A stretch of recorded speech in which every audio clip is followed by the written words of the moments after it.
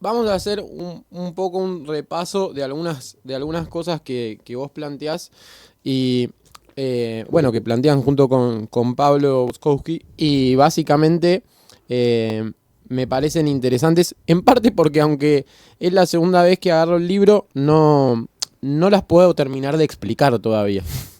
Eh, una es el concepto de totalidad, otro es el concepto de dualidad. Creo que este es el que más me confunde o que me resulta más difícil de absorber. Y por otro lado, la cuestión del conflicto y la cuestión de la determinación, que ustedes plantean como claves para entender lo que sucede en el entorno digital. ¿Podrías contarnos un poco más sobre esto? Bueno, totalidad es esto que decías vos al principio, de que vivimos en el entorno digital. No solo en el entorno digital, también hay un entorno natural, un entorno urbano, pero vivimos en el entorno digital y el entorno digital abarca todos los aspectos de nuestras vidas. En este momento es bastante obvio, estamos haciendo un podcast, pero pensemos en cuando te vas a comprar zapatillas y primero las googleás, o cuando desde que un chico nace, por ejemplo, hay alguien filmando o grabando ese parto, sacándole fotos que son digitales también, que después comparte por WhatsApp con familiares y amigos. Así que totalidad se refiere a el espacio que ocupa, digamos, el entorno digital en nuestras vidas, y incluso para gente que no tiene conexión a internet, o sea, porque vive en lugares muy alejados, lo digital termina afectando su vida. Por ejemplo, lo digital muchas veces determina precios de mercancías, información que deberían tener, o no estar conectado a internet pasa a ser un problema porque no tienen acceso a información que de otra manera tendrían. Entonces, lo digital termina afectando a toda la humanidad, más allá de que estén conectados o no a internet. En Argentina, el nivel de conexión a internet es más o menos del 90%, para que nos demos una idea de lo que estamos hablando. Pero incluso ese 10% que no está conectado a internet, de alguna manera sus vidas se ven tocadas por lo digital. Y a eso se refiere la totalidad, ¿no? No se puede vivir nuestras vidas por fuera del entorno digital. De hecho, es muy difícil llevar una vida sin WhatsApp en Argentina. Es muy difícil llevar una vida sin WhatsApp. Para casi cualquier cosa que hagas, de trabajo, de familia, de organización, vas a necesitar WhatsApp. Mora Matasi, que es colega mía en San Andrés, está haciendo su tesis sobre la desconexión digital. Y encuentra que para vivir sin WhatsApp tenés que tener mucha plata y un secretario que te maneje un WhatsApp. O una secretaria que te maneje un WhatsApp. Claro, por eso Pergolini puede estar sin WhatsApp. Claro, porque alguien le gestiona toda esa parte de su vida. Eso se refiere a la totalidad. Respecto a la dualidad, esto ya es un concepto más de la sociología, de Giddens, no es algo que creamos nosotros, lo tomamos de Giddens para el libro, y él dice, hay una estructura, ¿no? Hay una estructura y esa estructura afecta a muchos aspectos de nuestra vida. Estructura en el sentido, si querés, marxista o marxiano, ¿no? Como, bueno, los modos de producción, la organización social, etcétera. Pero dentro de esa estructura somos agentes. Y como somos agentes podemos ir cambiando esa estructura, pues si no, no habría cambio social. Dice Giddens sobre Marx, ¿no? Giddens en ese sentido es un sociólogo post-marxista. Entonces nosotros tomamos esa noción de la dualidad entre estructura y agente, que es el agente está dentro de la estructura, pero también la produce y la reproduce. La estructura no se reproduce sola y eventualmente la puede cambiar. Obviamente lleva a cabo sus acciones en un entorno que no conoce del todo, que son las condiciones desconocidas de la acción, con consecuencias inesperadas. O sea que muchas veces las decisiones que tomamos en tanto agentes no tienen las consecuencias que nosotros esperamos y terminan modificando la estructura, tal vez, pero no en el sentido que nosotros intentábamos hacerlo en primer lugar.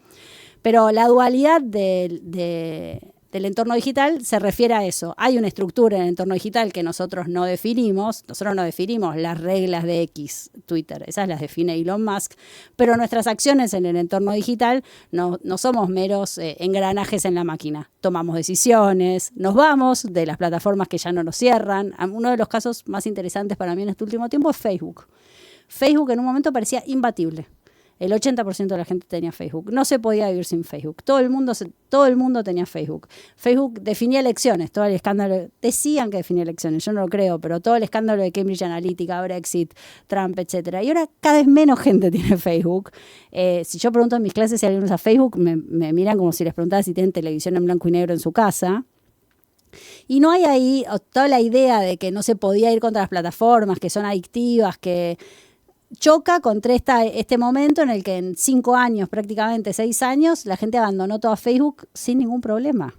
Digo, sin grandes consecuencias para su vida. Siguen estando en el entorno digital, pero no están más en Facebook. Y entonces a eso se refiere la dualidad. Hay reglas, hay una estructura, las decisiones que nosotros tomamos, aunque obviamente no son decisiones que nosotros tomemos en un contexto que nosotros elegimos. Digo, nosotros no elegimos el contexto en el que Mark Zuckerberg es dueño de Facebook, de Instagram y de WhatsApp. Meta, su empresa, ¿no? Eres el principal accionista. Pero incluso en ese contexto podemos tomar decisiones al respecto. Por ejemplo, hay gente que no usa WhatsApp, que usa Telegram, porque considera que está mejor encriptado, que es más segura, etcétera. Entonces, nada nos obliga a seguir las reglas siempre de la estructura. Bueno, esa es la dualidad. Obviamente que nosotros estemos en un contexto que no elegimos, la estructura no la elegimos y que no siempre podemos hacer las reglas o cambiarlas, eso lleva al conflicto. Hay conflicto entre los usuarios de las plataformas y las plataformas. Un conflicto típico es me bajaron tal contenido. Para mí no iba contra las reglas de la plataforma, pero el que interpreta las reglas de la plataforma es el moderador de la plataforma, no el usuario. Así que, y hay conflictos también más macro. Por ejemplo, pensemos en el conflicto que hay ahora entre TikTok y el gobierno de Estados Unidos. Entonces el gobierno de Estados Unidos dice TikTok no puede ser China, se la tienen que vender un estadounidense. Y los usuarios, y si no la vamos a cerrar. Y los usuarios de TikTok dicen, no cierren, por favor.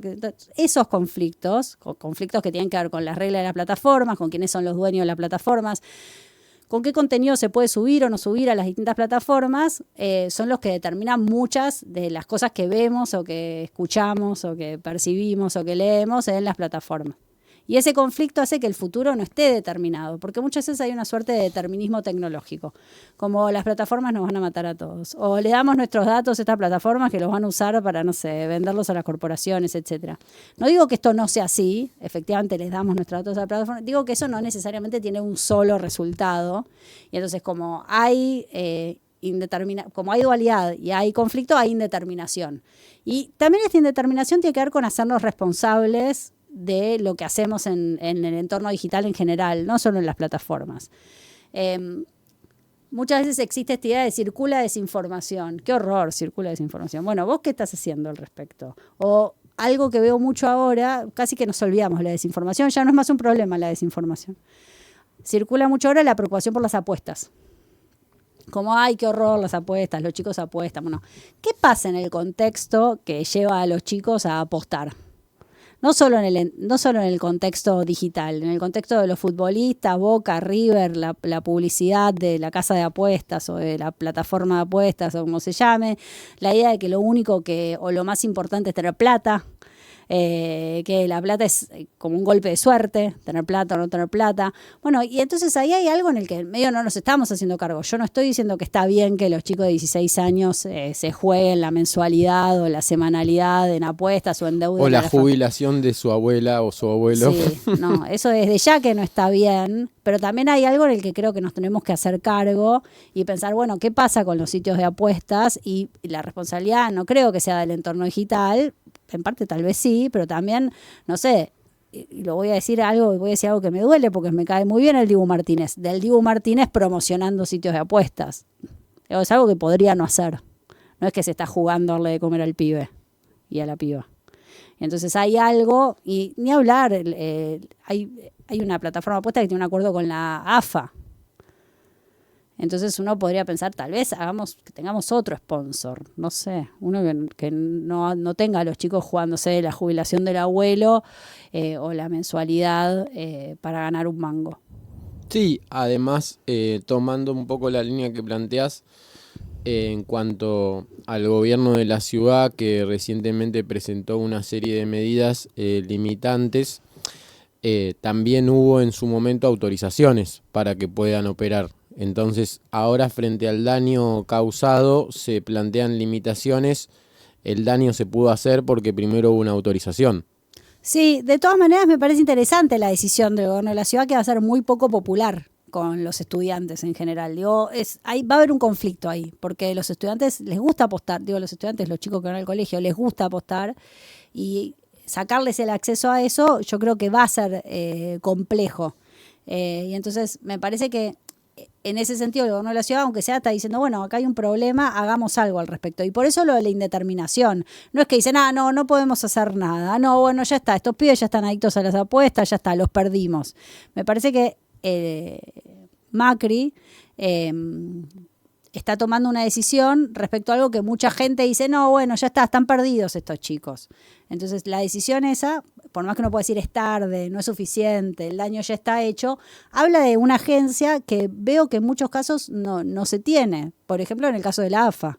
Nadie dice, che, no podemos tener otro sponsor. Digo, no es que la selección argentina le va mal, nadie quiere sponsorearla. Claro. Y vi el otro día que un club de fútbol, Vélez, tenía un acuerdo con una casa de apuestas, la bajó y ahora tiene otro sponsor.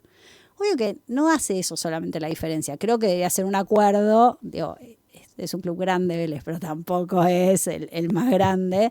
Creo que era un acuerdo en general de decir, che, no fomentemos las apuestas de clubes, de gobiernos, de jugadores. Que las apuestas sean como el cigarrillo, ¿viste? Nadie tiene un sponsor de cigarrillos en la camiseta. No son ilegales los cigarrillos. Puedes ir, puedes comprar, puedes fumar, digo, no. Pero no está bien visto. Y me parece que ese es el clic que hay que hacer.